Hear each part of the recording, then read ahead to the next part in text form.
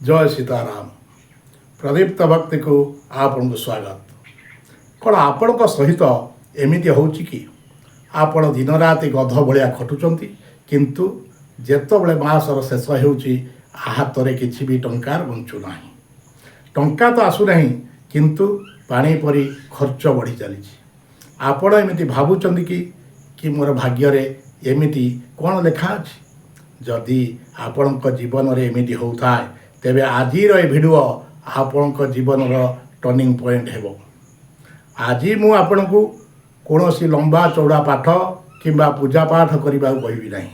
आज मु आपण को एमिति गोटे गुप्त शब्द कहवा को जाऊँगी जहाँ को आपण आज राति ठीक शोवा पूर्व कहवा आरंभ करेंगे।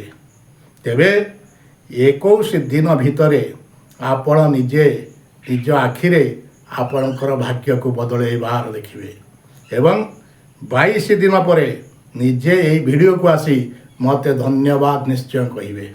बंधुगण आमर शास्त्र रे कहा जाइछि जे आमे जेतबळे सोउचे आमर शरीर सोई जाउछि किंतु आमर अवचेतन मन माने सबकॉन्शियस ऑफ माइंड जी कि बेसी एक्टिव थाए सोईबार ठीक 5 मिनिट समय हेउछि आपणक ब्रेन एवं विशाल ब्रह्मांड मध्य थिबा परदा सबुठारु पतला थाए।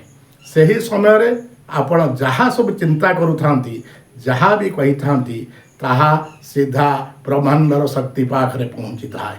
किंतु किंतु आमे कौन करूचे आमे सोईबार पूर्व दिन सारा टेंशन कर्ज चिंता ऑफिस चिंता भाविक शोचे एवं यूनिवर्स बा ब्रह्मांड से ही चिंता को आम पुणी 2-3 गुणा बढ़ाई आमको फेरई दूसरी।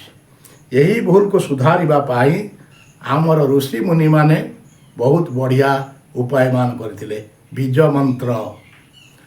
मंत्र से ही चाबी जे सीधा भाग्यर बंद ताला खोली थाए एवं धन सुख एवं ऐश्वर्य पाई सबुठारु शक्तिशाली से बीज मंत्रटी हूँ श्रींग।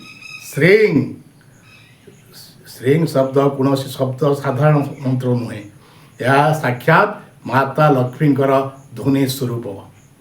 जेबे आपण ये शब्द को उच्चारण करेंगे आपण का आख पाखरे थिबा सब नकारात्मक ऊर्जा एवं दरिद्रता दूर हवा को लगे एवं ब्रह्मांडर सफलता एवं धन आपण काड़ को आकर्षित करिवो।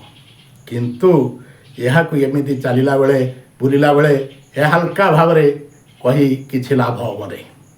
यह पाई आपण को मो सहित 21 दिन चैलेंज नबा को पड़िवो।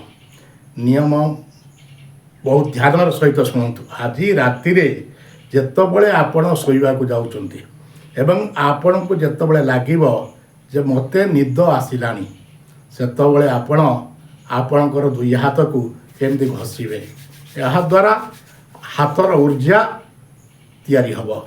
से जो गरम हाथ को आपण बंद आखि उपरे रखंतु एवं पूरा शांत मन रे माता लक्ष्मी को ध्यान करी पुणी 11 थर यही मंत्र को उच्चारण करंतु। श्रीं श्रीं श्रीं श्रीं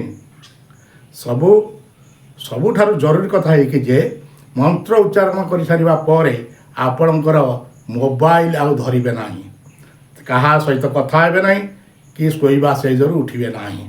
आपण को सीधा शोई जिबार अछि। यह करिले श्रींर ध्वनि पूरा राति सारा आपण को ब्रेन में चलुथिबो एवं राति ब्रह्मांडता कार्य करि चलिथिबो। आपण ये नियम गोटिए दिन भी भांगिबे नाही लगातार 21 दिन करिबे।